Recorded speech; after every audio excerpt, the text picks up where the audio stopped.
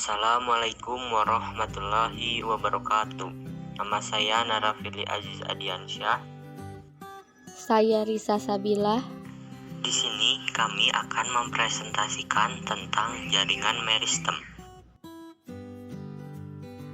Jaringan adalah sekelompok sel yang mempunyai asal, struktur, dan fungsi yang sama. Tumbuhan tersusun atas dua jenis jaringan, yaitu jaringan meristem dan jaringan dewasa. 1. Jaringan meristem. Pertumbuhan pada tumbuhan tidak bisa dipisahkan dari peran dan fungsi jaringan meristem. Jaringan meristem telah mendorong terjadinya pertumbuhan pada tumbuhan, baik itu pertumbuhan primer maupun pertumbuhan sekunder. Jaringan meristem atau disebut juga jaringan embrional adalah jaringan yang sel-selnya aktif membelah secara mitosis sehingga tumbuhan mengalami pertambahan tinggi dan volume. Ciri-ciri jaringan meristem. 1. Terdiri atas sel-sel muda yang aktif membelah dan berukuran kecil. 2. Susunan selnya sangat rapat sehingga tidak memiliki ruang antar sel. 3. Bentuk selnya bulat, lonjong, poligonal, kuboid, atau prismatik dengan dinding sel yang tipis. 4. Sel-selnya memiliki banyak protoplasma yang memenuhi isi sel. 5. Sel-selnya memiliki satu atau dua inti sel yang berukuran besar. 6. Vakuola selnya sangat kecil atau tidak ada sama sekali dengan plastida yang belum matang atau berupa proplastida. 7. Sel-selnya belum mengalami diferensiasi atau spesialisasi dalam mendukung fungsi tertentu pada tumbuhan. 8. Beberapa berfungsi sebagai jaringan penyimpan makanan. Fungsi jaringan meristem.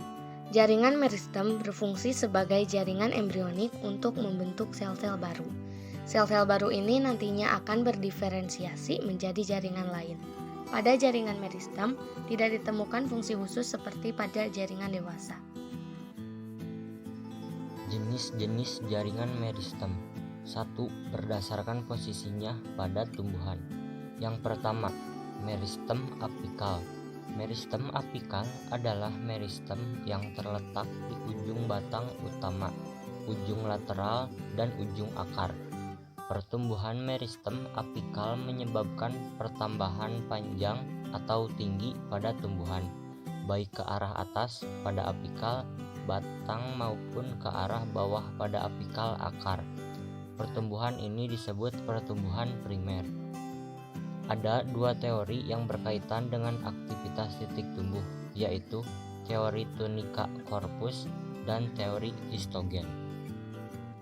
Teori tunika corpus. Teori tunika corpus dikemukakan oleh Smith. Menurut teori ini, titik tumbuh terdiri atas dua lapisan, yaitu 1. Tunika, merupakan lapisan pinggir yang terdiri atas satu atau beberapa lapis sel yang berukuran relatif kecil. Tunika mengalami pembelahan ke arah lateral atau samping dan akan berdiferensiasi menjadi epidermis.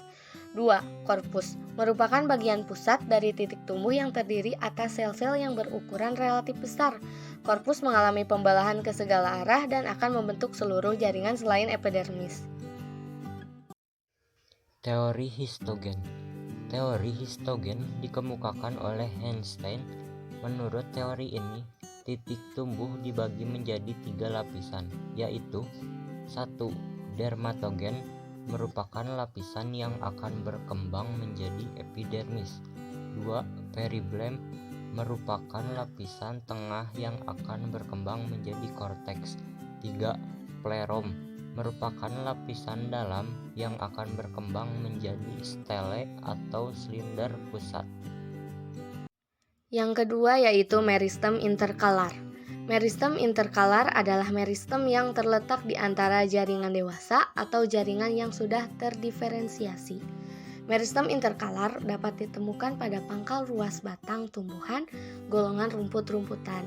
Jaringan yang terbentuk dari meristem interkalar termasuk jaringan primer. Dan yang ketiga adalah meristem lateral.